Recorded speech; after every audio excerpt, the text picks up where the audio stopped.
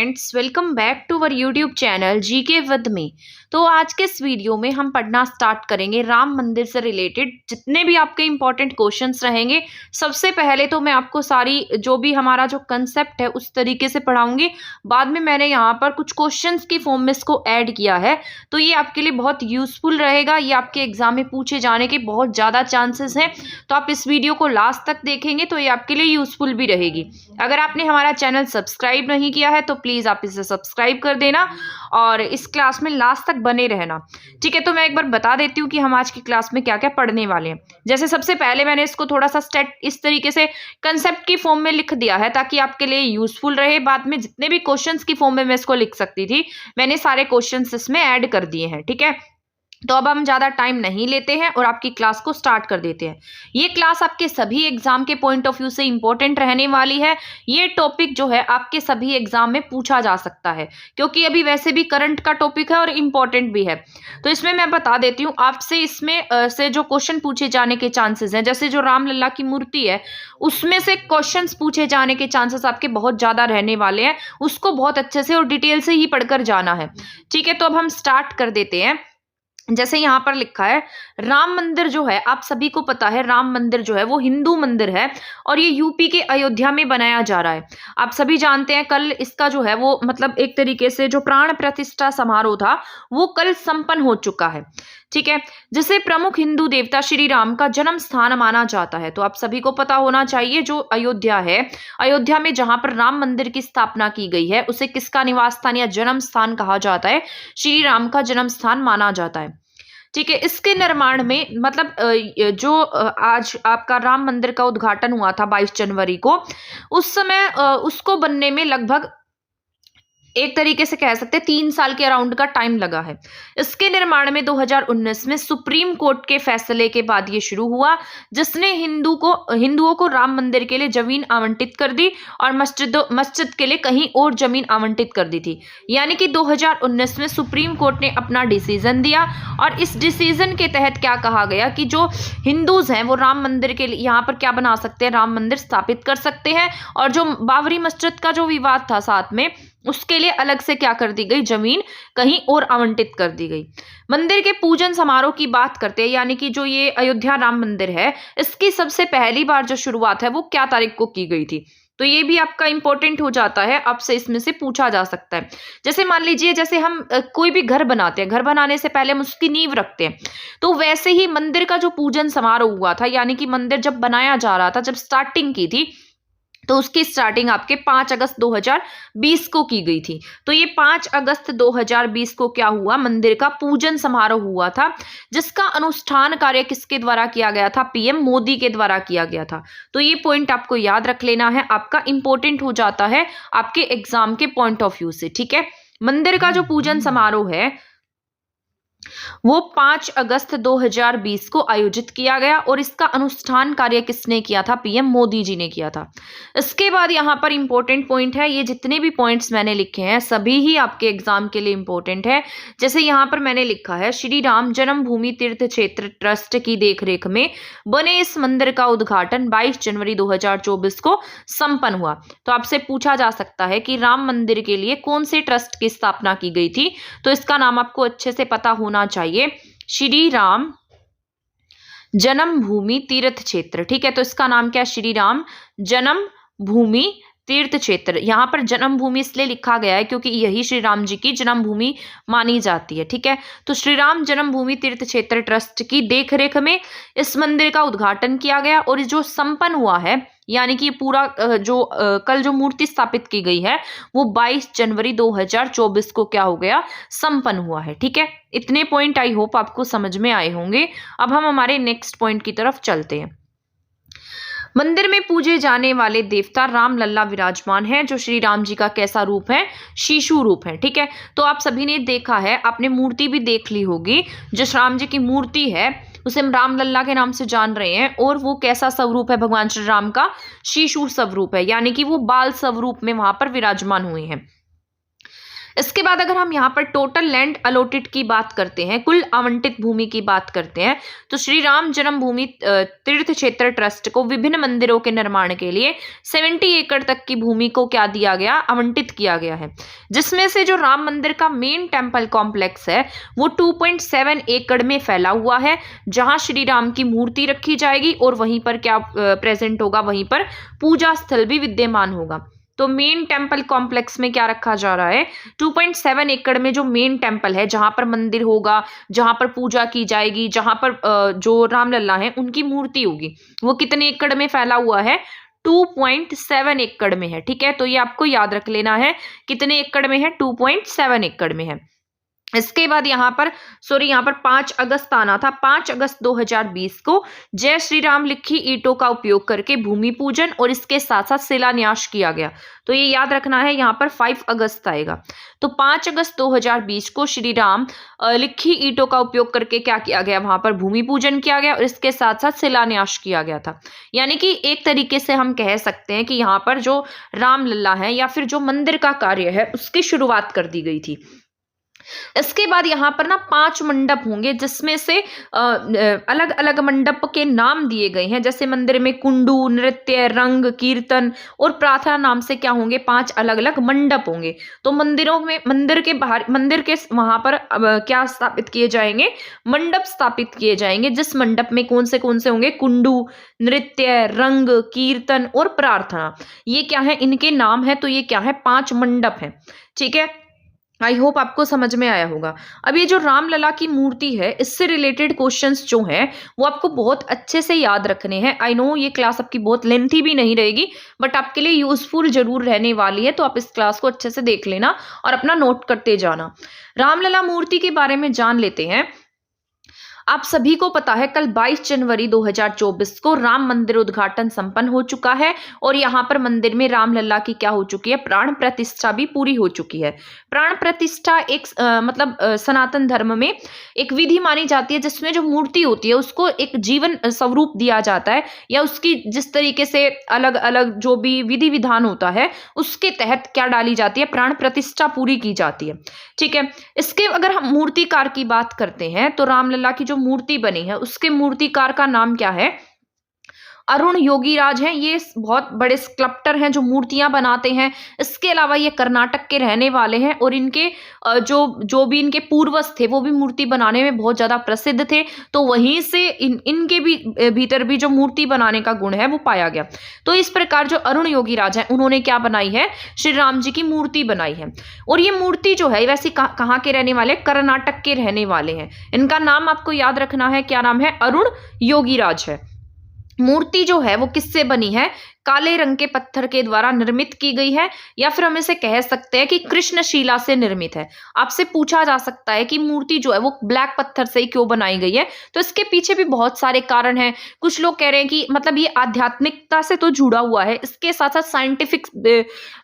Scientific जो reasons होते हैं उससे भी ये रिलेटेड है। तो काले पत्थर के पीछे आध्यात्मिकता के साथ साथ वैज्ञानिक कारण भी इसमें शामिल है।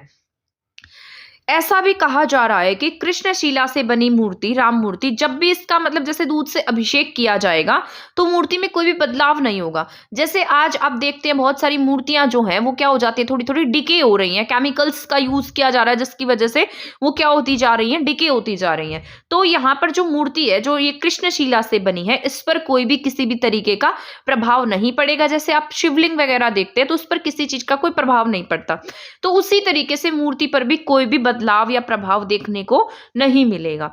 इसीलिए किससे बनाई गई, कृष्णशिला से बनाई गई है। और इसके साथ साथ जो महर्षि वाल्मीकि जी थे उन्होंने रामायण लिखी थी। रामायण में उन्होंने भगवान राम को क्या वर्णित किया है, श्याम वर्ण अंकित किया है, वर्णित किया है। तो ऐसा भी कहा जाता है कि वो कैसे थे, श्याम वर्ण के थे। इसीलिए मूर्ति का जो रंग है या जो पत्थर है वो कैसा चुना गया, ब्लैक पत्थर चुना गया। ठीक है, आई होप आपको समझ में आया होगा। इसके बाद जो रामलला का स्वरूप है यानी कि जो मूर्ति है वो कैसी है, बाल स्वरूप में है और कितने साल के हैं, वो 5 वर्ष के हैं। ठीक है, तो सनातन धर्म में ना ऐसा माना जाता था कि जो 5 साल तक जो बच्चा होता है उसकी जैसे बाल स्वरूप होता है वो। ठीक है, तो यहाँ पर जो बाल स्वरूप है वो कितना माना गया, 5 साल तक का ही माना गया। और जो मूर्ति है वो भी कितने साल के राम जी की स्थापित की गई है, 5 वर्ष के। और इसको कहाँ पर स्थापित कर दिया गया, मंदिर के गर्भगृह में स्थापित कर दिया गया है। मूर्ति जो है वो 51 इंच की है और ऐसा कहा जा रहा है कि जो मंदिर है, जो मूर्ति है, उसको कमल पर विराजित किया गया है। जब इसे कमल पर विराजित किया जाएगा तो मूर्ति की टोटल लंबाई जो है वो बढ़कर कितनी हो जाएगी, 8 फीट हो जाएगी। ठीक है, तो ये याद रख लेना है, इंपॉर्टेंट पॉइंट है। मैं आपको जितने भी बता रही हूँ सारे ही पॉइंट्स आपके इंपॉर्टेंट है। 51 इंच ऊंची मूर्ति 4 जनवरी को अयोध्या लाई गई थी और त्रेता, मतलब ऐसा कहा जाता है कि जो मूर्ति है वो 51 इंच की इसीलिए रखी गई है। वैसे जो नॉर्मल चाइल्ड होते हैं उनकी जो हाइट है वो कितनी होती है, 45 तक होती है, 45 इंच तक होती है। लेकिन यहाँ पर त्रेता युग की बात थी, त्रेता युग में जो हाइट थी वो ज्यादा हुआ करती थी इसीलिए, और 51 जो नंबर है ना वो लकी नंबर भी माना गया है, इसीलिए इनकी जो ऊंचाई है वो कितनी रखी गई, मूर्ति की 51 इंच रखी गई है। ठीक है, तो यही साइंटिफिक रीजन, यहाँ पर जो भी आध्यात्मिक रीजन है वो यहाँ लिखा है। त्रेता युग में लोगों की लंबाई आज के अपेक्षा ज्यादा थी और ये लकी नंबर भी माना जाता है, तो इसीलिए इसकी जो लंबाई है वो 51 इंच रखी गई है। अगर हम मूर्ति के वजन की बात करते हैं तो मूर्ति जो है वो 150 से 200 केजी के आसपास है टोटल। अगर आपसे पूछा जाता है तो 200 केजी इसका वजन है मूर्ति का। ये इसको गर्भगृह में 18 जनवरी को रखा गया था, लेकिन 22 जनवरी को प्राण प्रतिष्ठा क्या हुई है, संपन्न हुई है। तो आपसे पूछा जा सकता है गर्भगृह में मूर्ति कब रखी गई है, 18 जनवरी को रखी गई, लेकिन इसके अगर प्राण प्रतिष्ठा समारोह की बात करते हैं तो 22 जनवरी को पोष शुक्ल द्वादशी मुहूर्त में 12:20 पर प्राण प्रतिष्ठा क्या हुई है, संपन्न हुई है। ठीक है, अगर हम अब प्रतिमा की बात कर लेते हैं, 51 इंच की है, इसके साथ साथ ये 4.25 फीट ऊंची है और 3 फीट क्या है, चौड़ी है। और किस पर विराजमान होंगे, ये कमल के ऊपर विराजित की जाएगी, जिसके बाद इसकी जो हाइट है वो कितनी दिखेगी, 8 फीट दिखेगी। ठीक है, तो यहां से ये पॉइंट आपको याद रखना है, मोस्ट इंपोर्टेंट है। प्रतिमा जो है 4.25 फीट ऊंची है और 3 फीट चौड़ी है। वजन की बात करते हैं तो इसका वजन कितना है, 200 केजी क्या है इसका वजन है। अगर हम इसके मस्तक की बात कर लेते हैं तो यहाँ पर जो श्री राम है, श्री राम के मस्तक पर क्या विराजमान है, सूर्य है, स्वास्तिक है, ओम है, गद्दा है और चक्र है। साथ साथ मूर्ति में मत्स्य, कूर्म, वराह, नरसिंह, वामन ये सब भी दिखाए गए हैं। ठीक है, परशुराम, राम, कृष्ण, बुद्ध, कालकी, ये जो श्री राम जी के 10 अवतार माने जाते हैं वो सभी के सभी किस में विराजमान है, मूर्ति में विराजमान है। आपने देखा होगा इस तरीके से राम जी की मूर्ति और साइड में वो बाउंड्री सी बनी हुई है और उस बाउंड्री में अलग अलग मूर्तियां स्थापित की गई हैं। निचले स्थान पर, जो नीचे की तरफ जो स्थान है वहां पर हनुमान जी की मूर्ति है और बाईं तरफ कौन प्रेजेंट है, गरुड़ राज जी प्रेजेंट है। ठीक है, गरुड़ राज है। इसके बाद अगर हम गर्भगृह की बात करते हैं तो गर्भगृह जो है वो 20 फीट लंबा है और इसके साथ साथ 20 फीट ही कैसा है, चौड़ा है। मैंने यहाँ पर मूर्ति तो नहीं बनाई है, बस मैंने आपको एक व्यू बताने के लिए इसको इस तरीके से लिख दिया है ताकि आप इसको समझ सके। जैसे आप यहाँ पर आइडिया लगा लीजिएगा, क्योंकि मेरी ड्राइंग इतनी अच्छी नहीं है कि मैं मतलब मूर्ति बना सकूं, तो मैंने बस यहाँ पर एक थोड़ा सा आपको समझाने के लिए इस तरीके से लिख दिया है ताकि आप इसको समझ सके। यहाँ पर आप इस तरीके से आइडिया लगाए कि ये राम लल्ला जी की क्या है, मूर्ति है। ठीक है, ऊपर की तरफ क्या है, स्वस्तिक है, फिर ओम है, चक्र है और गद्दा है और यहाँ पर सूर्य भगवान प्रेजेंट है। जो ये बीच में बाउंड्री सी आपको देखने को मिलेगी, इस बाउंड्री में यहाँ पर स्वस्तिक, ओम, गद्दा, चक्र और सूर्य प्रेजेंट दिखाई देंगे आपको इस तरीके। यहाँ पर और इस साइड में, यहाँ दोनों तरफ आपको राम के 10 अवतार देखने को मिलेंगे और उनके यहाँ पर नाम लिखे गए हैं और छोटी छोटी मूर्तियां भी उनकी बनाई गई हैं। तो ये आपकी इंपॉर्टेंट हो जाती है। तो यहाँ पर जैसे आप देख सकते हैं, पहले नंबर पर मत्स्य की मूर्ति है, फिर कूर्म की मूर्ति है, 3rd नंबर पर वराह की मूर्ति है, फिर नरसिंह, फिर वामन, परशुराम जी, राम, कृष्ण, बुद्ध, कालकी, ये 10 अवतार राम जी के यहाँ पर प्रेजेंट है। ठीक है, और नीचे की तरफ मैंने आपको कहा था यहाँ पर गरुड़ की मूर्ति है और इस तरफ हनुमान जी की मूर्ति है। मूर्ति की टोटल ऊंचाई की बात करेंगे तो अभी मैंने आपको बताया था 4.24 फीट है और चौड़ाई की बात करते हैं तो ये 3 फीट है। ठीक है, तो ये सारा का सारा आपके एग्जाम के लिए इंपॉर्टेंट हो जाता है। तो यहाँ पर मैंने आपको कुछ पॉइंट्स बताए हैं जो आपको अच्छे से याद रख लेने हैं।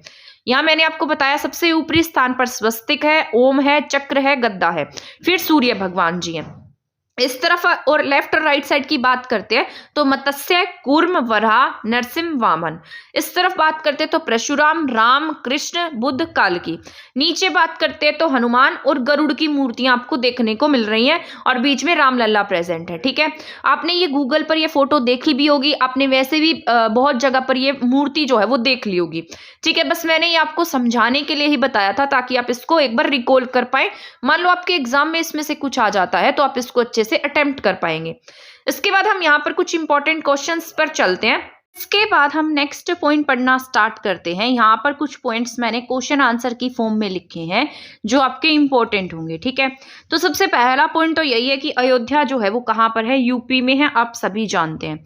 भूमि पूजन और शिलान्यास कब किया गया था, जो मैंने आपको अभी पढ़ाया भी था कि सबसे पहली बार जो भूमि पूजन होता है, या एक तरीके का हम कह सकते हैं जैसे हम किसी चीज की नींव रखते हैं, तो वो कब हुआ, 5 अगस्त 2020 को। किसके द्वारा शिलान्यास किया गया, पीएम मोदी के द्वारा। ठीक है, इसके बाद श्री राम की मूर्ति की प्राण प्रतिष्ठा समारोह कब संपन्न हुई है, तो ये कल ही संपन्न हुई है, यानी कि 22 जनवरी 2024 को प्राण प्रतिष्ठा समारोह क्या हुआ होता है, यहाँ पर संपन्न हो जाता है। और ये किसके द्वारा संपन्न होता है, पीएम मोदी के द्वारा। ठीक है, ये भी आपको याद रखना है। अब यहाँ पर राम मंदिर कौन सी नदी के किनारे बना है, ये भी आपको पता होना चाहिए, आपसे एग्जाम में पूछा जा सकता है। तो राम मंदिर जो है ये आपके सरयू नदी के किनारे स्थापित हुआ है। राम मंदिर के मुख्य वास्तुकार की अगर हम बात करते हैं, यानी कि जो राम मंदिर है उसको किसने डिजाइन किया है, तो चंद्रकांत सोमपुरी ने इसको क्या किया है, डिजाइन किया है। तो ये आपका इंपॉर्टेंट क्वेश्चन है, इसको भी आप डबल स्टार लगाकर रखिएगा। ठीक है, तो राम मंदिर के मुख्य वास्तुकार कौन है, चंद्रकांत सोमपुरी है। अयोध्या राम मंदिर में जो रामलला की मूर्ति आपने देखी है, जो रामलला का आपने बाल स्वरूप देखा है, उसको किसके द्वारा डिजाइन किया गया है, तो रामलला मूर्ति के वास्तुकार की बात की जाए तो अरुण योगीराज हैं।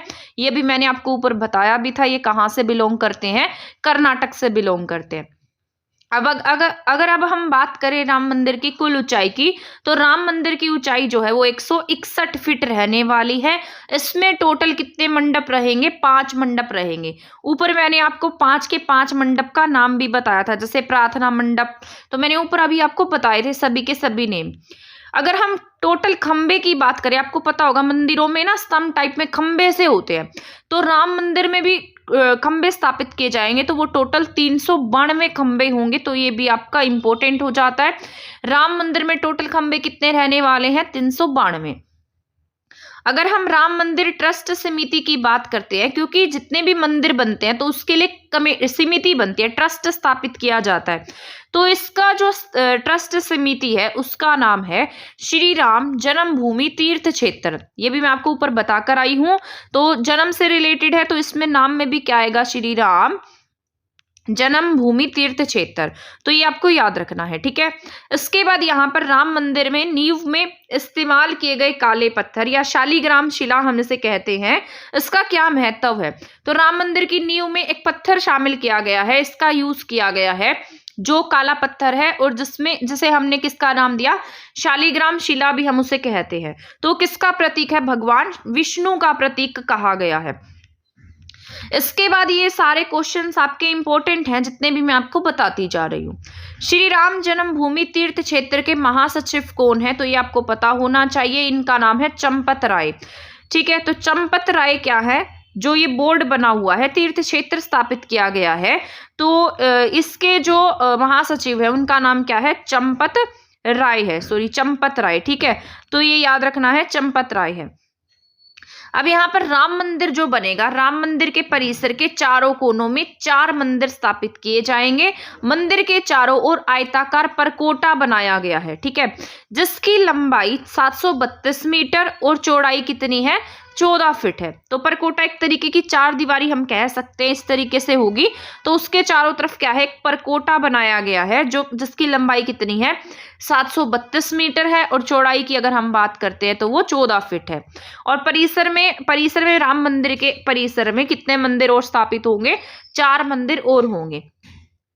परकोटा के चारों कोनों पर क्या है, भगवान सूर्य हैं, माँ भगवती है, ठीक है, इसके साथ साथ गणपति जी हैं, भगवान शिव हैं, इनके मंदिर क्या होंगे, स्थापित होंगे, निर्मित होंगे, ठीक है। तो परकोटा के चारों कोनों पर भी मैंने आपको बताया 4 मंदिर और स्थापित होने वाले हैं। तो उसमें भगवान सूर्य, माँ भगवती, गणपति और भगवान शिव के मंदिर क्या होने वाले हैं, निर्मित होने वाले हैं।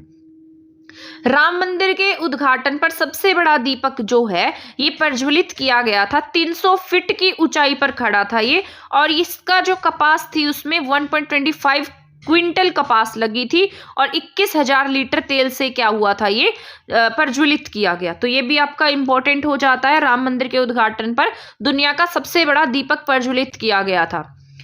22 जनवरी 2024 को जलने वाली अगरबत्ती जो है वो 108 फीट की थी। तो ये भी आपका इंपॉर्टेंट, आपने देखा होगा, ये इस तरीके की बहुत सारी वीडियोस भी वायरल हुई थी, अगर आपने चेक किया हो तो 22 जनवरी 2024 को अगरबत्ती कितने फीट लंबी, 108 फीट, और ये कहाँ से लाई गई, गुजरात के वडोदरा से अयोध्या लाई गई।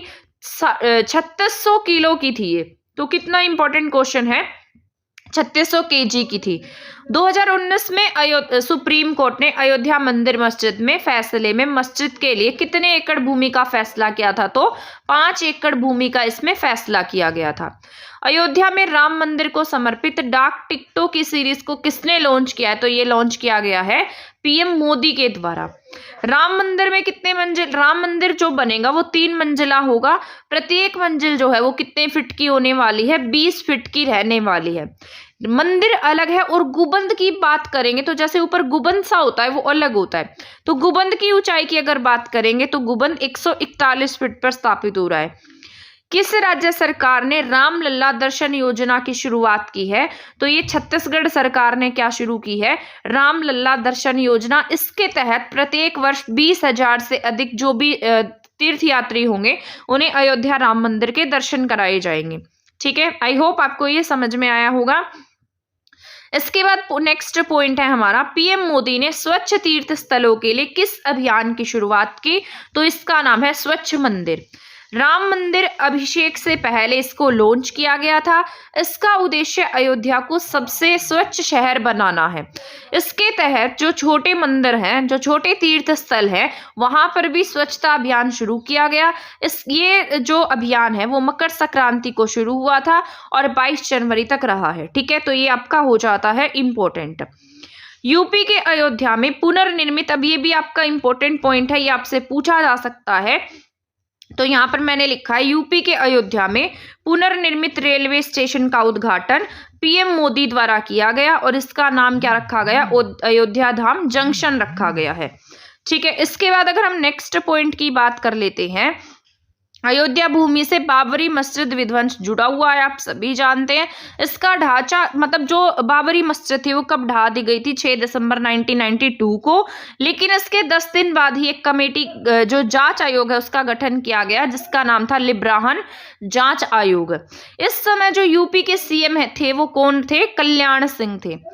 इसके बाद योगी सरकार ने अयोध्या आने वाले पर्यटकों के लिए कौन सी योजना शुरू की है, तो इसका नाम क्या है, पेइंग गेस्ट योजना। ठीक है, तो ये याद रखना है, आपसे पूछा जा सकता है क्योंकि योजनाएं जो होती हैं इनसे आपके एग्जाम में ज्यादा क्वेश्चंस देखने को मिलते हैं, तो हो सकता है आपके एग्जाम में भी पूछा जा सके। तो यहाँ पर इसका नाम क्या है, पेइंग गेस्ट योजना नाम है। ठीक है, आई होप आपको समझ में आ गया होगा। जो राम मंदिर है वो 492 वर्ष के बाद में बना है। प्राण प्रतिष्ठा जो है कितने मिनट का शुभ मुहूर्त रहा, ये 1 मिनट 24 सेकंड का शुभ मुहूर्त रहा था। इसको बनने में 3 साल यानी कि लगभग 3.5 साल का समय लगा है। मूर्ति निर्माण में जो शिलाएं लाई गई थी वो कहाँ से लाई गई, नेपाल से लाई गई। और सबसे इंपॉर्टेंट पॉइंट जो है, इसकी स्थापत्य शैली जो है वो कैसी है, नागर शैली है। तो मंदिर किस में बनाया गया, नागर शैली में निर्मित किया गया है। आपको पता होना चाहिए उत्तर भारत के मंदिर जो है वो नागर शैली में निर्मित किए गए हैं और दक्षिण भारत के मंदिर जो है वो द्रविड़ शैली में निर्मित किए गए हैं। इन्हीं की एक मिक्सचर शैली है जिसे हम बेसर शैली के नाम से जानते हैं, तो दोनों का मिक्सअप रूप होती है। तो नागर शैली जो है उत्तर भारत में ज़्यादा है। ये मंदिर एक तरीके से होता है ऊंचाई पर जाकर क्या हो जाएगा, ये पतला हो जाएगा और इसके ऊपर गुंबद टाइप में होगा, ठीक है। तो ये जो राम मंदिर है आपका, अयोध्या में राम मंदिर जो है वो किस में निर्मित है, नागर शैली में निर्मित किया गया है, ठीक है। आई होप आपको ये वीडियो समझ में आई होगी, ये क्लास समझ में आई होगी, आपके लिए इम्पोर्टेंट रही होगी। तो इसी तरीके से आप हमारे चैनल के साथ बने रहें। आगे जितने भी आपको टॉपिक्स देखने, जितने भी आपके क्वेश्चंस रहेंगे, करंट टॉपिक्स रहेंगे, वो सारे के सारे मैं आपको प्रोवाइड कराती रहूँगी। तो आप इस क्लास को देखना नहीं भूलिएगा, ये आपके लिए इम्पोर्टेंट है। अगर आपको क्लास अच्छी लगी है तो आप इसको शेयर भी कर सकते हैं, और चैनल को अगर आपने सब्सक्राइब नहीं किया है तो ज़रूर सब्सक्राइब कर लीजिए, क्योंकि आगे आने वाले टाइम में आपको इसी तरीके से अच्छी अच्छी वीडियोस देखने को मिलने वाली हैं जो आपके एग्जाम के पॉइंट ऑफ व्यू से इंपॉर्टेंट रहेंगी, ठीक है। थैंक यू, धन्यवाद।